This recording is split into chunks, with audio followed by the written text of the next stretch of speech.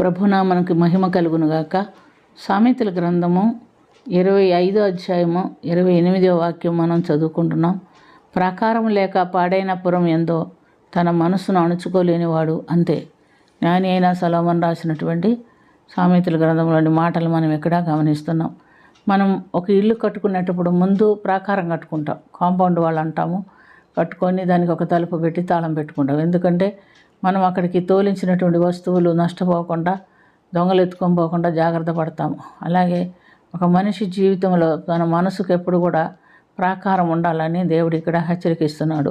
అయితే మనం ఇటుకరాలతో కట్టేటటువంటి ప్రాకారం కాదు దేవుడు అనుకునేది, దేవుని కట్టడాలతో కట్టుకునేటటువంటి ప్రాకారం కావాలని దేవుడు కోరుకుంటున్నాడు.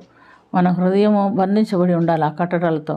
ఆయన ఏం చెప్తున్నాడంటే, నీ పూర్ణ హృదయంతో, నీ పూర్ణ ఆత్మతో, నీ పూర్ణ బలముతో నీ దేవుడైన యెహోవాను ప్రేమించుము అని మొదటి ఆజ్ఞ.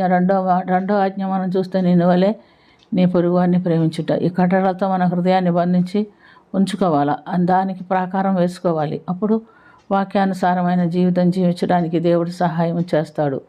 ఆ కట్టడాలను అనుసరించి జీవించడానికి దేవుని సహాయం మనకు అవసరమై ఉండేది. ఎందుకంటే హృదయం నిండా ఆయన కట్టడలే కనబడాలి. ఆయన అనుసరించి జీవించడానికి మనం నేర్చుకోవాలి. అయితే అంతటి జ్ఞాని ఏంటంటే సొలొమోను అలా జీవించలేకపోయాడు. మొదటి రాజుల గ్రంథం 11వ అధ్యాయం 1 నుంచి 10 వాక్యాల్లో మనం చూస్తే, సొలొమోను దేవునికి ఇష్టం లేనటువంటి పని చేశాడు.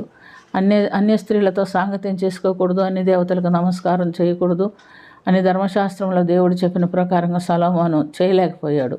అన్య స్త్రీలను వివాహం చేసి వారి దేవతలకు బొమ్మలకు గుడి కట్టించి చివరి కాలంలో తన జీవితంలో దేవునికి దూరస్తుడైనట్టుగా మనం చూస్తున్నాం. యెహోవా 2 మార్లు స్వప్నమందు అతనికి కనపడి, సొలొమోను, నువ్వు నా ఆజ్ఞలు అనుసరించి జీవించలేదు, నా కట్టడ అనుసరించి జీవించలేదని హెచ్చరిక ఇచ్చినప్పటికీ అతని హృదయంలో నుండి దేవునికి స్థానం లేకుండా పోయింది. దేవుడు అతని హృదయంలో నుండి దూరం అయిపోయాను అని మనం చూస్తున్నాం. మనం కూడా దేవునికి మన హృదయంలో ప్రథమ స్థానం ఇయ్యని ఎడల వాక్యానుసారమైన జీవితం జీవించలేం. మన మటుకు మనం సొంతగా ఈ కార్యములు చేయలేము. కానీ అందుకనే సొలొమోను రాజు రాశాడు సామెతల గ్రంథం 26లో 23లో 26వ వాక్యంలో, నా కుమారుడా, నీ హృదయం నాకేమో, నా మార్గములు నీ కళ్ళకి ఇంపుగా ఉండనేమో అని చెప్పున్నాడు. మనంతటా మానవ మాత్రలము అపవాది శోధనలు కూడా ఉంటుంది. వాటిని జయించాలంటే ముందు మనం వాక్యానికి ప్రాధాన్యత ఇవ్వాలా. వాక్యమైన ప్రాకారంతో మన ఆత్మీయ జీవితం మనం కట్టుకోవాలి.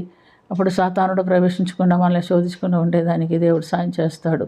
అనుదినం వాక్యం చదువుతూ వాక్యానుసారమైన జీవితం జీవించే వారికి ఇది సాధ్యము, మిగతా వారికి సాధ్యం కాదు. కనుక మన జీవితం ఎలా కొనసాగుతుందో ఒకసారి మనం పరీక్ష చేసుకోవడానికి దేవుడు మనతో మాట్లాడుతున్నాడు. నా కుమారుడా, నీ మనస్సులో నాకు స్థానం ఇవ్వు అని చెప్తున్నాడు. కాబట్టి మనం మన హృదయం దేవుడికి ఇచ్చి ఆయనలో జీవించడానికి మనల్ని సిద్ధపరచుకుందాం.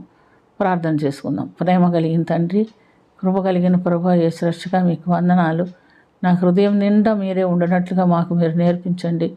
మేము నాయన దివారాత్రులు నిన్ను గురించి ధ్యానం చేసేవారుగా, నీ కృప పొందేవారుగా, నీలో జీవించేవారుగా మా ఆత్మీయ జీవితాలు సరిచేయమని, పరిశుద్ధపరచమని, వాక్యానుసారమైన జీవితము మా అందరికీ దయచేయమని యేసుక్రీస్తు పుణ్యనామన అది మిక్కిలి వినయంతో అడిగి వేడుకొనుచున్నాము తండ్రి.